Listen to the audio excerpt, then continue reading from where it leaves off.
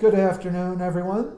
I'm Joe Lynch, Director of Alumni Relations at Gettysburg College, and welcome to our December edition of Learn at Lunch. We're delighted today to have Dr. James Day, who is the new Director of the Sunderman Conservatory at the college. James has been here since July, so he got here 90 degrees, and now it's down to about 23 this morning. So he's getting to experience a little bit of everything. So James, thanks so much for being with us today. Thank you, Joe. And why don't you just start by telling us a little bit about yourself, where you grew up, how you got interested in music, and your path to Gettysburg. Sure. Well, actually music and me go way back. You might expect that, but I got started in music at an early age. I was born in Florida, started playing the guitar when I was about 5 or 6, really begged for lessons. It was just something I immediately got turned on to. I can have some very early memories of family friends playing guitar. As a child, I was just fascinated with it. I can still remember the sound of it so clearly. So sort of begged for lessons. I grew up in the church. My dad was an Episcopal priest, so choirs, everybody in the family would be expected to be in the choir, and there was a piano in our house, so my mother played that, and I experimented with that. But so it was in our home, it was in our family, and not just guitar. It was all forms of instrumentation, voice, and different types of music. My grandmother was a Dutch immigrant, and so going to her house in Florida, I remember the violin hanging on the wall and the music that she would pull out and play on the piano. But there's always been in my life this an interesting balance with sort of the classical works with improvised musics and folk musics.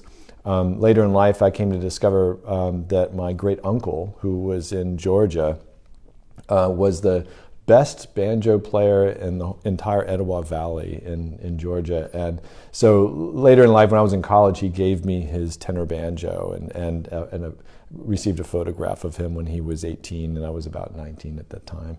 So that sort of made a big impression. And we moved to North Carolina when I was about 3rd grade, rural part of North Carolina, and that was a complete change in culture. And so I was suddenly around more bluegrass and folk music and blues and improvising music with groups of people. And so when I wanted classical guitar lessons, I had to go as much as a 2-hour round trip and later a 2.5 one-way to Raleigh just to get lessons. So I think through that time, I developed a passion and desire to pursue it no matter what. And you find the resources, and I think it develops a certain drive that's really important to survive in music. So that carried through with me, and I finished high school and then college at a school in Winston-Salem called North Carolina School of the Arts. It's now University of North Carolina School of the Arts. And that was a wonderful place to finish high school and be around all of the performing arts. And after that, on to grad school, Eastman School of Music, University of Rochester, New York, and then on to New York City, where I got my kind of career start, performing a great deal, and then teaching. And so from there, sort of radiating out from the city, taught at the College of New Jersey for a number of years, and gradually moved into administration, and kept moving west. And then when the opportunity came up to be at Gettysburg College, I just leapt at it. It just seemed like a perfect fit. Yeah, that's a great journey. Yeah, you've covered the Eastern Seaboard pretty well.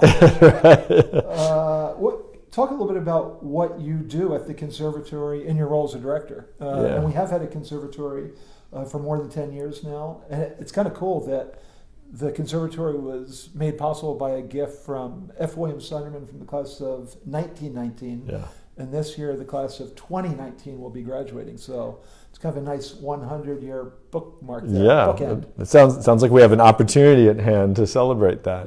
Yeah. Yes, it's been wonderful stepping into this role, and I feel so honored and privileged, really, to be doing it, to be entrusted with this leadership role. And if you were to look at my job description, it would say the conservatory director is to be the intellectual and artistic leader of the conservatory, report directly to the provost. That's the first sentence. But I've found that really what that's about is about working collaboratively across campus, within the conservatory, and with our stakeholders, our friends, alumni, our friends really as an extended community of the conservatory, working with all those stakeholders to really develop a shared vision for the conservatory, determine what our strategic priorities are, where our opportunities lie, and determining together how we can best support students, the programs, so that we can develop a pathway for students to have lives of impact and to support those pillars of the college's strategic plan: impact, diversity and inclusion, and innovation. So I mean, it's really about working collaboratively. And I would say underneath that, think of all these stakeholders. We're really talking about relationships. We're talking about cultivating new relationships, being a good steward of existing relationships. And that's been one of the greatest pleasures of this job in just 5 months. The number of alumni and friends of the conservatory and the college that I've met, whether at events, while traveling, getting on the phone, even just the unsolicited emails and nice notes I've received. People are excited to hear about where we're going to be going and what ways their voice can be heard. And I think that's a really exciting place to be. So I would say day in and day out, the first thing in my mind is it's about people, about relationships. Yeah, and you touched on the alums, and I think the rich tradition of music programs at Gettysburg is very strong. It goes back more than 100 years with the marching band. The choir was founded 83 years ago this month, and the alums who have performed in those ensembles and other had their hand in the arts have such a strong connection. So I'm glad that those folks are working with you. And if you do have questions today, feel free to jump in on the comment section of Facebook, and we'll see if we can get to them. But if you've had enough time, you haven't been here that long, but what is your impression of Gettysburg College students today, the ones you see? Very positive. I was so struck upon arriving at how welcoming the Gettysburg community has been, not just on campus, but in town. For me and my family, it's been extraordinary. And that's something that stood out to me even when I visited the campus back in December, was the extent to which it was so warm and welcoming. And what struck me about the students is they're the same way. They're a huge part of that. And I can't tell you how many times I've gotten great notes from students just inviting me to their recitals or just personalized notes. Some students just ask to have an appointment with me, and I'm glad that they know that my door is open and that I'm happy to meet with them anytime. And so the conversations I've had in the hallways, at recitals, at events, and just off the cuff, just passing each other on the sidewalk around campus. It's really been wonderful. So I've been struck by their inquisitive nature, their curiosity, just their kind of intellectual drive and how hard they work. I mean, I've just been blown away by so many of our students that are just in multiple ensembles, practicing all the time. I seem to be in performances every time I turn around sometimes. And that's a wonderful thing. And at the same time, I think there's a great sensitivity, such a personalized place. There's a great sensitivity to when maybe people are doing too much and they need to maybe just take care of themselves a little bit, which is an important thing. Yeah. And we're literally 100 yards across the quad from Schmucker, where the conservatory is housed. And I have to say, walking by, particularly when the weather warms up and the windows are open, to hear the performances and rehearsals going on is a really neat aspect of campus. So if you're back, I definitely recommend walking around or walking in Schmucker. From a recruiting standpoint, how have you seen the conservatory play a role in the Gettysburg College admissions area? Absolutely, and we're blessed to have just an incredible admissions and recruiting team. We work within the conservatory with a group of faculty and staff, and then also with the Dean of Admissions, and we've got a liaison to admissions, and that whole team is getting together and constantly working on our plan and our outreach initiatives and keeping our enrollment and outreach strong. And I think through those conversations and with the broader community of faculty and students since I've arrived, we've talked a lot about distinctiveness, and I think we have a real opportunity to continue to foster and really cultivate this idea of what makes Sunderman Conservatory music at Gettysburg College truly distinctive. And I think that we have a lot to celebrate there and a lot to continue to build upon. And one is sort of along the lines with what you mentioned.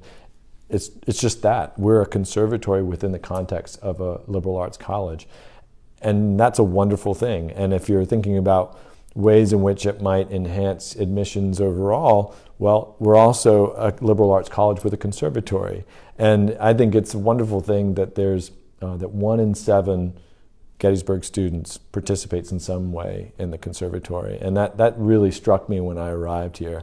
That there's that level of participation. So, depending which side you're thinking from of that equation, it's a great opportunity for Gettysburg College students as a whole, and it's a great opportunity for students that are focusing on studying with their major in the conservatory. So whether you're starting with the rigorous musical training and taking advantage of all the ways in which you can broaden from there, it's the other way too. If you're in a liberal arts major in one of the other disciplines, the fact that you can also supplement that or incorporate with that a rigorous musical training, I think is very exciting.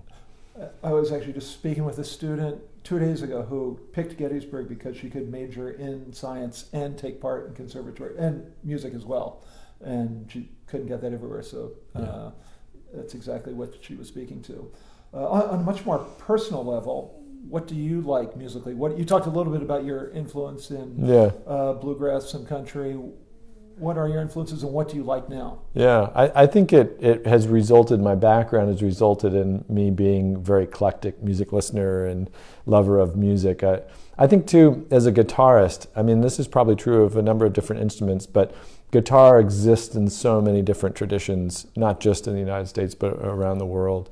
And so even in my earliest years, it was sort of like you pick up the guitar and in a single afternoon you might be playing rock and you might be playing a blues tune, I might be working on a Bach, minuet. So it's sort of like, and I love that because it means that I've always been comfortable improvising. I've been comfortable just sitting down with people and playing music.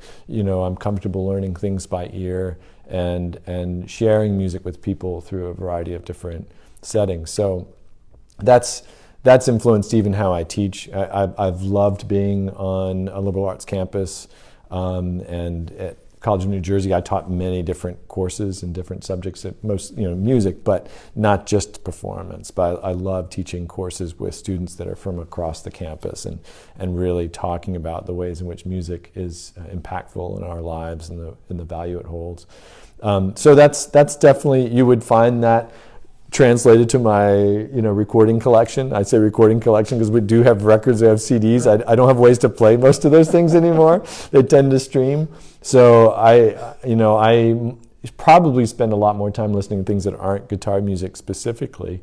But if you ask me my favorite classical guitarists, I'd rattle off people like John Williams and Julian Bream and Sharon Isbin and Manuel Borrego. David Russell. These are wonderful musicians. Feel free to write those down, look them up, and enjoy their recordings, their performances. But there's much more than that. I've always loved the music of Michael Hedges, which is he was a fascinating guitarist and even had a classical training. We shared the same teacher at one time, and I just I'm fascinated with what he does. And so sometimes I'll pull out a steel string guitar, because I have a whole bunch of guitars, and tune it to these unusual tunings and noodle around with some of that stuff. And I'm not the only one that does this weird stuff. I have a very close friend who's a composer at Curtis Institute of Music, and he's written guitar music, but he's written for lots of other things. And he happens to play guitar. And he confided to me once that what he does sometimes to get new ideas is he'll take a guitar, tune it to an unusual open tuning that would be unusual for classical music, but typical to, say, like Delta blues, and see what comes out, see what he gets. And he's written wonderful works for like flute and piano that were built on ideas he came up with while playing a guitar in an unusual tuning. So that's just the start. We could talk about music for a long time. So how many guitars do you have, just out of curiosity? Well, 5. I guess that would be a regular rotation, but there's a few more that my kids play more than anything these days. I still have electric guitar, and I have 2 banjos, and just a whole bunch of stuff. So I've heard that bicyclists, their ideal number of bikes is N+1, where N is the number of bikes they have currently. Yeah. Same with guitars? Yeah, okay. Right. Yeah, something like that. Yeah, okay. Sure. Well, speaking back to the conservatory, where do you see it going over the next 10 years, perhaps? Yeah, well, that's an exciting question. It's an exciting one to think about. I think going back to sort of some core values and thinking about our distinction and looking at ways that we can truly leverage that. I mean, you made a good point that over 11 years ago, the Department of Music became essentially, and it was a little more involved than that, but became the Sunderman Conservatory of Music. And I think we still sometimes think a little bit about what does that mean? You know, what do we mean by a conservatory? And I've met so many alumni that were students here well before there was such a thing, and talk about their experiences in the choirs, or talk about their experiences with the instrumental ensembles and the things that they did here, the teachers that were influential. And the more stories I've heard of that, the more I realize we have in common with the time before it became the Sunderman Conservatory of Music. So the idea of a double major, the idea of participating in that rigorous musical study without necessarily it being a major of yours is a really important tradition. And just the strong stories and memories that people have talked about of their time here. The choirs have certainly come up a lot. I think that we can continue to honor those traditions and continue to build upon those traditions and not lose sight of where we've come from. I think it's very important. I think one thing that really speaks to that, just this past weekend, Dexter Weichel, who was the choir director for Chapel Choir for 30 years, that's right, passed away, and 50 alumni came back from all over the country to sing in an alumni choir at his service in town, which I think is a testament exactly to that tradition you speak of, James. And we're delighted that you're the man in the seat conducting the future of the conservatory, and we very much look forward to seeing what comes of it. Thanks for being with us. Thank you, Joe. Happy holidays to everybody. Thanks so much for watching, and we'll talk to you again in 2019. Thanks. Thanks.